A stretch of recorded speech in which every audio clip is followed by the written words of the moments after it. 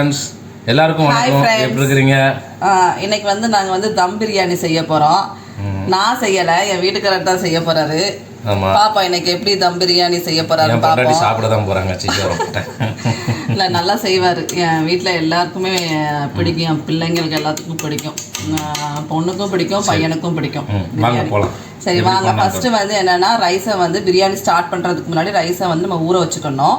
அதுக்கப்புறம் என்னன்னா, அதுக்கப்புறம் நம்ம வந்து சிக்கனை வந்து மேரினேட் பண்ணணும். சிக்கன் எப்படி மேரினேட் பண்ணுறதுன்னு பார்க்கலாம் வாங்க. ஃபஸ்ட்டு வந்து மேரினேட் பண்ணுறதுக்கு தயிர் ஒரு 2 கரண்டி உதவலங்க, 2 கரண்டி. ஓகே, இது போதும்.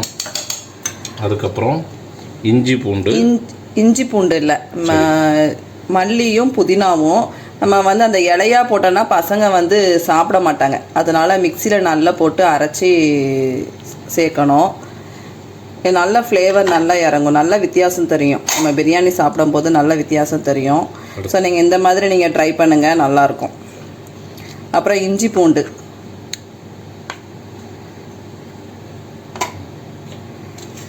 நம்ம வந்து கரம் மசாலா கொஞ்சம் சேர்த்துக்கிறோம். அதுக்கப்புறம் நம்ம வந்து சில்லி பவுட்ரு கொஞ்சம், மல்லி தூள் கொஞ்சம், புதினா மல்லியில் நம்ம அரைக்கும் போது நம்ம மிளகாவையும் சேர்த்து அரைச்சிக்கிட்டோன்னா கொஞ்சம் நம்மளுக்கு கொஞ்சம் காரம் நல்லா இறங்கும். போதும், காரம் போதும். அதுக்கப்புறம் இன்னொரு மசாலா, அதாவது பிரியாணி மசாலா. நாங்கள் இங்கே யூஸ் பண்ணுறது, ஷார்ஜாவில் நாங்கள் வந்து யூஸ் பண்ணுறது என்னென்னா, அது என்ன நேமுங்க, பாம்பே பிரியாணி மசாலா. மெக்ரான் தானே, மெக்ரான் பாம்பே பிரியாணி மசாலா. இதுவும் நல்லா டேஸ்ட் நல்லாயிருக்கும். ஸோ அவ்வளோதான், இது முடிஞ்சது. அதுக்கப்புறம் நம்ம வந்து உப்பு, சால்ட்டு, அப்புறம் மஞ்சள் தூள் கொஞ்சம் போட்டுக்கணும்.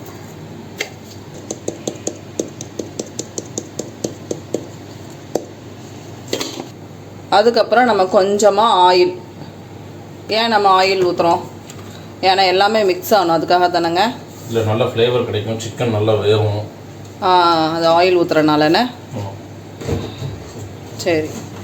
அதுக்கப்புறம் இதில் நம்ம வந்து பிரியாணிக்கு நம்ம போடுவோம்ல, அந்த ஸ்பைசஸ் எல்லாம் கொஞ்சம் மிளகு, சீரகம், சோம்பு, அதுக்கப்புறம் பட்டை, கிராம்பு, ஏலக்காய் எல்லாத்தையும் நம்ம இதில் போட்டோன்னா அதுவும் நம்மளுக்கு வந்து கொஞ்சம் ஃப்ளேவர் நல்லா இறங்கும். அப்புறம் தம் பிரியாணிக்கு வந்து நம்ம வந்து ஒரு சட்டியில் வந்து நம்ம வந்து தண்ணியை வச்சுக்கிட்டு, அந்த தண்ணியில் நம்ம பிரியாணி ஸ்பைசஸ் எல்லாத்தையும் நம்ம வந்து சேர்க்கணும். என்னெல்லாம்னா பட்டை, கிராம்பு, ஏலக்காய், அப்புறம் வந்து சோம்பு, சீரகம், அப்புறம் அந்த கரம் மசாலா, பிரியாணி மசாலா எல்லாத்தையும் நம்ம வந்து இந்த தண்ணியில் நம்ம வந்து சேர்த்து நல்லா கொதித்ததுக்கப்புறம் நம்ம வந்து ரைஸை வந்து சேர்க்கணும். அதுக்கப்புறம் நம்ம வந்து எண்ணெயை ஊற்றி ஸ்பைசஸ் எல்லாத்தையும் நம்ம வந்து ஆட் பண்ணிக்கலாம். அதுக்கப்புறம் வெங்காயம், அதுக்கப்புறம்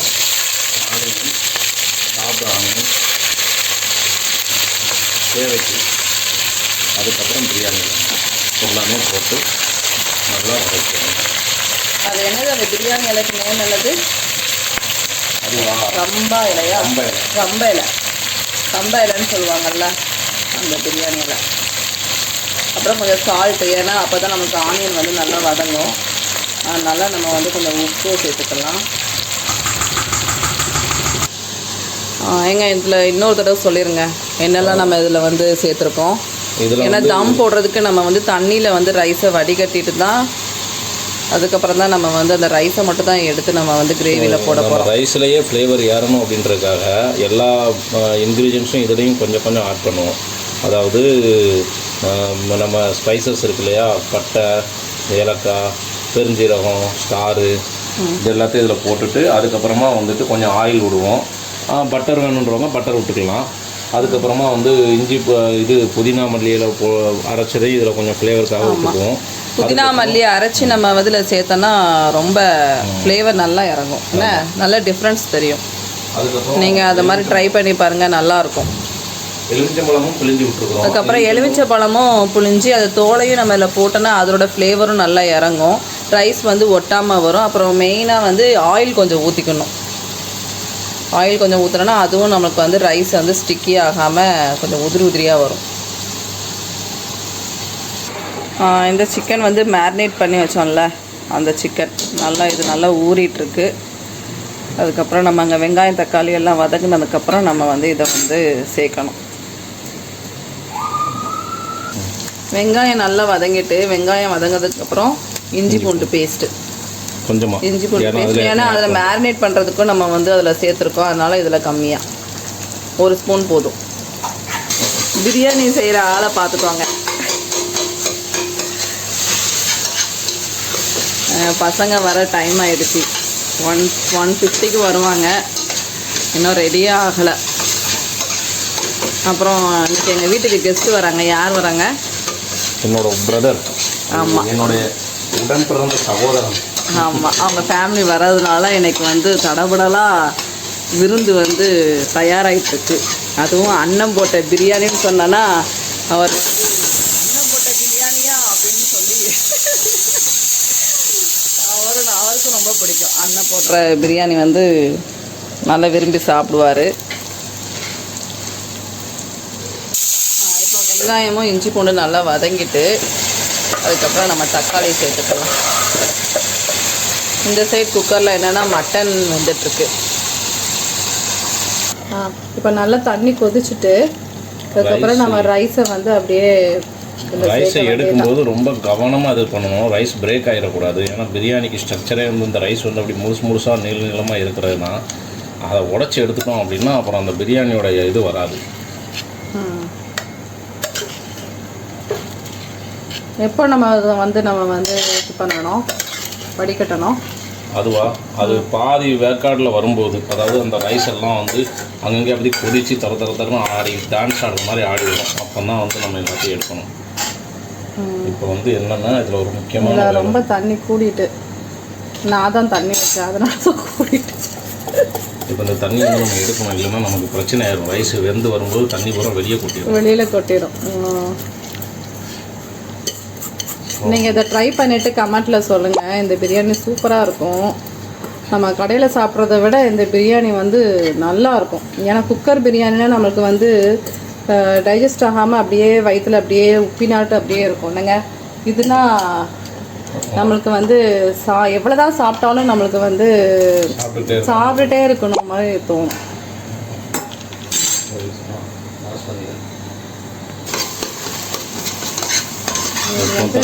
தம் பிரியாணி வந்து ரெடி ஆகிட்டுருக்கு. தக்காளி வெங்காயம் நல்லா மசஞ்சிருச்சு. ஓகே, இப்போ வந்து வெங்காயம் தக்காளி நல்லா வதங்கிட்டு அதுக்கப்புறம் நம்ம வந்து தயிர் சேர்த்துக்கலாம். மேரினேட் பண்ணுறதுக்கும் நம்ம கொஞ்சம் தயிர் சேர்த்துக்கிட்டோம், இதுலேயும் நம்ம கொஞ்சம் தயிர் சேர்த்துக்கலாம். அதுக்கப்புறம் மல்லி புதினா நம்ம வந்து அரைச்சி வச்சுருக்கோம்ல, அதையும் நம்ம வந்து கொஞ்சம் சேர்த்துக்கலாம். ஓகே, அதுக்கப்புறம் நம்ம வந்து பொடி எல்லாத்தையும் சேர்க்கணும். கொஞ்சமாக ஃபஸ்ட்டு வந்து கொரியாண்டர் பவுட்ரு, மல்லிப்பொடி வந்து எத்தனை ஸ்பூனு? 1/2 ஸ்பூன். சில்லி பவுட்ரு அதுலேயும் நம்ம போட்டிருக்கோம் மேரினேட் பண்ணுறதுக்கும். ஸோ அதனால் சில்லி பவுட்ரு கொஞ்சம், கொரியாண்டர் பவுடர்.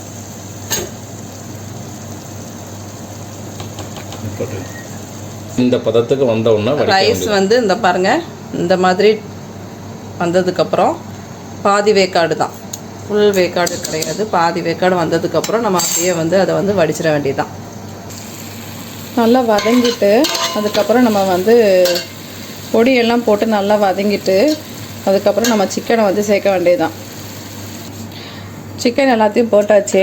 இது கொஞ்சம் நல்லா வேகட்டும். வெந்ததுக்கப்புறம் நம்ம ரைஸை வந்து சேர்க்க வேண்டியதுதான். இங்கே பாருங்கள், ரைஸை வந்து நல்லா வடித்து எடுத்தாச்சு. நல்லா உதிரியாக இருக்குது பாருங்கள்.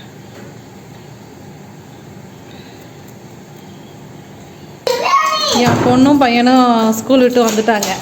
அஸ்வந்த் என்ன சொன்ன நீ வந்தோடனே? என்ன சொன்னடா? என்ன சொன்ன? இல்லடா, இல்லை நீ என்னமோ ஸ்மெல் அடிக்குன்னு சொன்னியே, என்னது? வந்தோடனே ஸ்மெல்ல பாருங்க. இதுலேருந்தே தெரிஞ்சிருக்கோம் என் வீட்டுக்காரர் எப்படி சமைப்பாருன்னு. வந்தோடனே சொல்லிட்டான் என் பையன். டிஃபன் பாக்ஸ் எல்லாம் எடுத்தாங்க போடுங்க. அதுக்கப்புறம் நம்ம இதில் வந்து கோகனட் மில்க், தேங்காய் பால் நம்ம எடுத்து வச்சுருக்கோம், ஃப்ரெஷ் கோகனட் மில்க்கு, அது கொஞ்சம் நம்ம இதில் சேர்த்துக்கலாம். ஏன்னா இந்த கோகனட் மில்க் சேர்க்கும் போது நம்மளுக்கு இன்னும் கொஞ்சம் நம்மளுக்கு டேஸ்ட் வந்து எடுத்து கொடுக்கும். அஸ்வந்த், உனக்கு பிரியாணி பிடிக்குமா? ஆ, யார் போட்ட பிரியாணி பிடிக்கும் உனக்கு? அப்பா செய்கிற பிரியாணி பிடிக்குமா, அம்மா செய்கிற பிரியாணி பிடிக்குமா? அப்பா செய்கிற பிரியாணி தான் பிடிக்குமா? அப்பா ரொம்ப காரம் போடுவார்ல, உரப்பா இருக்கும்ல, உரப்பா இருக்கும்ல, அப்புறம் எப்படி? அம்மா தானே உரப்பு இல்லாம சமைப்பேன். உனக்கு அப்பா அப்பா நல்லா சமைக்குமோ? உனக்கு அப்பா செய்யற பிரியாணி தான் பிடிக்குமோ? பாரு, அப்ப அம்மா செஞ்சா நீ பிரியாணி சாப்பிடக்கூடாது, ஓகேவா? ஓகே, அம்மா செஞ்சா நீ சாப்பிடக்கூடாது, ஓகேவா? பிரியாணி பிரியாணி கேட்கக்கூடாது.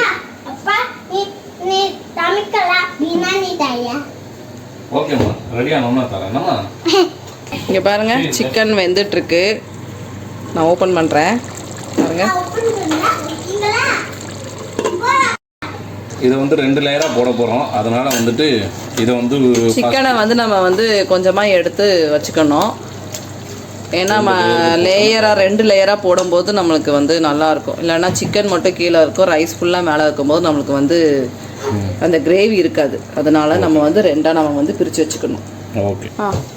இப்போ வந்து சிக்கன் மசாலாவோட, அதாவது நம்ம இது பண்ண குக் பண்ண மசாலாவோட ரைஸை வந்து லேயராக போட்டு தம்முக்கு ரெடி பண்ண போகிறோம். இதுலேயும் வந்து நான் சொல்கிறது ரொம்ப முக்கியம். நமக்கு வந்து ரைஸ் வந்து பிரேக் ஆகவே கூடாது, ரைஸ் பிரேக் ஆகாமல் கரெக்டாக அந்த ஸ்ட்ரக்சர் அப்படியே மாறாத அளவுக்கு நம்ம வந்து தம்மு போடணும். ஏற்கனவே நம்ம கொஞ்சம் கிரேவி எடுத்து வச்சுருக்கோம்ல, அந்த கிரேவியை வந்து அடுத்ததான் நம்ம ஒரு லேயர் போட்டு அதுக்கப்புறம் நம்ம ரைஸை வந்து போட போகிறோம். அதுக்கப்புறம் நம்ம வந்து அடுத்து ஒரு லேயர் சிக்கன் லேயர், இன்னொரு லேயர் போட்டாச்சு. அதுக்கப்புறம் மீதி உள்ள ரைஸ், அப்புறம் அந்த கிரேவியை வந்து டாப்பில் போட்டுடலாம். இப்போ இன்னொரு முக்கியமான ஒரு வேலைங்க இருக்குது. அடுத்து நம்ம ஒரு லேயர் போட்டிருக்கோம். சிக்கன் பீஸ் நம்ம தனியாக எடுத்து வச்சோம்ல, சிக்கன் கிரேவி, அந்த இதை நம்ம வந்து செகண்டாக நம்ம போட்டுட்டு அதுக்கப்புறம் நம்ம தேங்காய் பால் ஊற்றிட்டு அதுக்கப்புறம் நம்ம வந்து ரைஸை வந்து போட போகிறோம். ஆமாம், லாஸ்ட்டாக அதுக்கப்புறம் நம்ம அந்த கிரேவியை மட்டும் நம்ம மேலே வந்து சேர்த்துருக்கோம். இதை முடிஞ்சது, அவ்வளோதான். அதுக்கப்புறம் நம்ம அப்படியே அடுப்பில் ஏற்ற வேண்டியது தான். அலுமினியம் இதுக்கு மேலே நம்ம வந்து வாழை இலையை போட்டு நம்ம வந்து அதுக்கப்புறம் அலுமினியம் ஃபைல் போட்டோம்னா நல்லாயிருக்கும். ஆனால் வாழை இலை வாங்கலை நாங்கள். அந்த வாழை இலை போட்டோம்னா அதோட ஃப்ளேவரும் நல்லா இறங்கும்.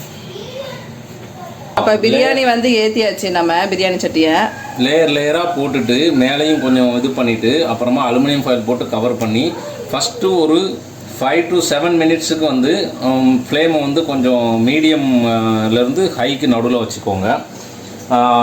அதுக்கப்புறம் 7 மினிட்ஸ் ஆனதுக்கப்புறம் 7 to 8 மினிட்ஸ் ஆனதுக்கப்புறம் அதை கம்மி பண்ணி லோ ஃப்ளேமில் வச்சுருங்க. லோ ஃப்ளேமில் ஒரு 20 மினிட்ஸ். ஓகே சரியா? ஓகே. இன்னும் நாங்கள் வந்து இன்னும் எக்கு வச்சாச்சு. அதுக்கப்புறம் பாயாசம் பண்ணணும், இன்னும் மட்டன் கிரேவி பண்ணணும். எங்கள் அம்மா வந்து வெஜிடேரியன் தான், அதனால் எங்கள் அம்மாவுக்கு தனியாக ரைஸ் எடுத்து வச்சுருக்கு. ஸோ வெஜ் பிரியாணி எங்கள் அம்மாவுக்கு போடணும். பிரியாணி ரெடி ஆயிட்டு. சூப்பர், நல்ல எல்லா வேலையும் முடிஞ்சிடுச்சு. இப்போ பிரியாணி ரெடி ஆகிடுச்சு. Biryani, raita, mutton gravy, egg, chicken nuggets, அப்புறம் பால் பாயாசம் எல்லாம் ரெடி ஆகிடுச்சு. அவங்க தம்பி வீட்டில் இருந்தும் வந்துட்டாங்க. ஸோ இன்னும் நம்ம சாப்பிட வேண்டியது தான். வாங்க பார்க்கலாம்.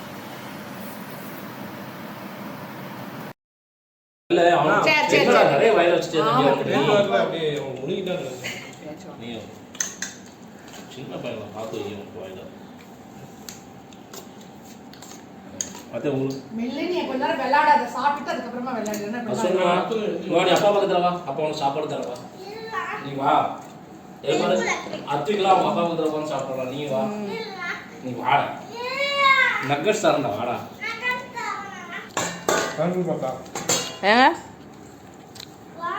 சூப்பர். இங்க பாரு வசந்த நோக்கி பார்த்துட்டே இருக்கான். இதெல்லாம் அநியாயம் பயங்கரமாலாம் இருக்கு. என்ன உட்கார்.